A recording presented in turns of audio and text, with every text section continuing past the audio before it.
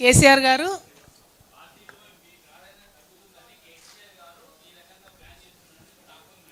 అచ్చా కేసీఆర్ గారే నన్ను బయటకు పంపించి ఇంకో పార్టీ పెట్టా వచ్చాచ్చు. అట్లాంటిది ఏం లేదు బ్రదర్. ఇప్పుడు కేసీఆర్ గారికి నాకు ఒకటి మంచి అలవాటు ఉంది, ఏదున్నా ముఖం మీదనే చెప్తాం, స్ట్రేట్ ఫార్వర్డ్ ఉంటాం. ఒకవేళ అట్లా వేసేది ఉంటే కూడా అట్లా చెప్తారు, నువ్వే బయటకు పోయి పార్టీ పెట్టుకోని. అట్లా కావాలంటే ఒక సర్వే చేసుకుంటే తెలిసిపోద్ది కదా ఎవరికి ప్రజాదరణ ఉందో, దానికి ఇంత వేసుడు ఎందుకు.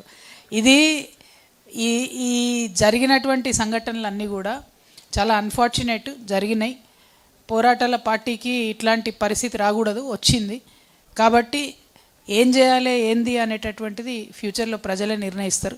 కాకపోతే నన్ను పార్టీలకి వెళ్ళి బహిష్కరించింది కేసీఆర్ గారే, సస్పెండ్ చేసింది. ఆ రోజు లెటర్లో అయితే అది వారి ఆదేశాల మీదగానే ఉన్నది, సంతకం వేరే వాళ్ళది ఉన్నది, కానీ నిర్ణయం సార్దనే చెప్తా ఉన్నారు. సార్కున్న మంచి అలవాటు ఏంటంటే, ఒకవేళ ఇట్లాంటి పెద్ద స్కీమ్ మీరు చెప్పినట్టు నన్ను బయటకు పంపించి ఇంకో పార్టీ పెట్టించి నన్ను సీఎం చేసి ఇట్లాంటివి ఉంటే అది కూడా పత్రికాముఖంగా చెప్తారు. కాబట్టి అంత సీన్ లేదు, స్ట్రేట్ ఫైట్, ఇది స్ట్రేట్ ఫైట్. जागृति में बीआरएस का कैडर आया, क्या बोल रहे? अब थोड़े तो लोग दिख रहे ना जी इधर.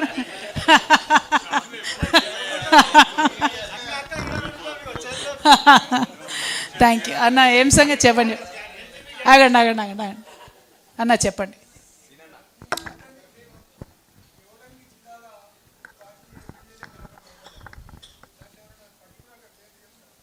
మీకు తెలియని కొత్త పేరు ఏమి ఉంటాయన్న, నాకంటే ఎక్కువ మీకే తెలుసు.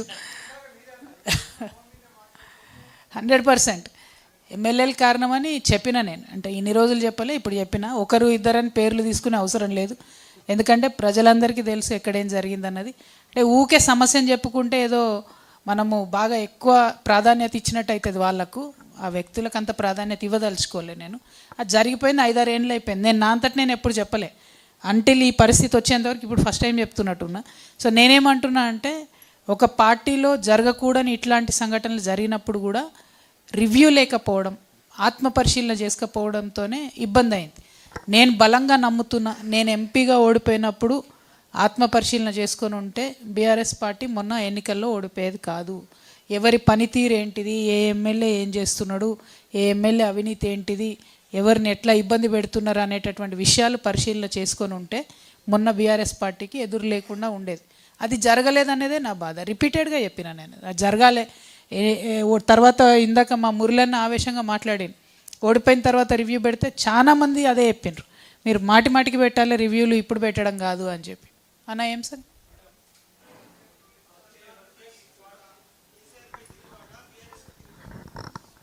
తిరుగుబాటు చేసే అవకాశం ఏడిచ్చిరన్న వాళ్ళే బయట పడేసిరు కదా. తిరుగుబాటు లేదు, నేను నా బాట ఎత్తుక్కుంటున్నా, అందుకే జనం బాట పట్టిన. తిరుగుబాటు అనేది ఏం లేదు.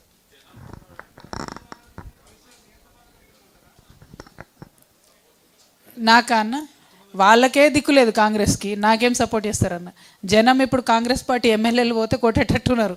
ఆ యూరియాల లైన్లు, పోయినటువంటి పంటలు, పెట్టనటువంటి కాంటాలు, అది చాలా దారుణంగా ఉంది కాంగ్రెస్ పార్టీ పరిస్థితి. గ్రౌండ్లో చాలా ప్రజాదరణ కోల్పోయింది. అనుకోకుండా అధికారంలోకి వచ్చిండ్రు, దాన్ని నిలుపుకోలేకపోయారు.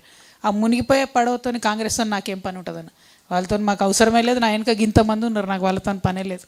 Thank you. బోలి అన్న, మైక్ ఎవరో నియపోయారు అటు, ఏం అర్థమవుతలేదు. ఆగే కుछ पूछ रहे, 1 मिनट.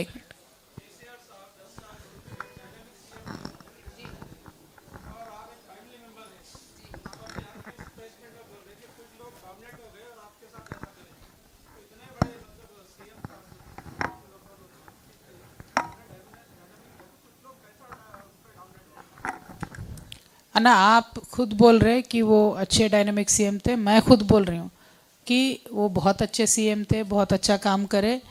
लेकिन बाज़ वक्त ऐसा हो जाता ना अन्ना, थोड़े लोगों का बहुत ज़्यादा असर पड़ने लग जाता है, संगत का असर जो बोलते हैं ना, तो ऐसा हो गया थोड़ा. मेरा बात यही है ना, जो भी हुआ उसके बारे में ज़्यादा सोचना नहीं है. केसीआर साहब को मुझे कुछ बोलना नहीं है, बीआरएस पार्टी को क्रिटिसाइज़ नहीं करना है. लेकिन जब इश्यू आएगा तो ज़रूर बोलेंगे. जैसा कल मैंने बोला था कि जो लोग जान गंवाए तेलंगाना के लिए, उन सारे परिवारों को हम हेल्प नहीं कर पाए. तो ऐसे इश्यू बेस्ड बराबर बोलूँगी, बेवजह नहीं बोलूँगी. Thank you. लोकल बॉडीज में लोकल बॉडी जब आता तब देखेंगे ना, अभी तो नहीं लग रहा नियर फ्यूचर में. Thank you. जय तेलंगाना.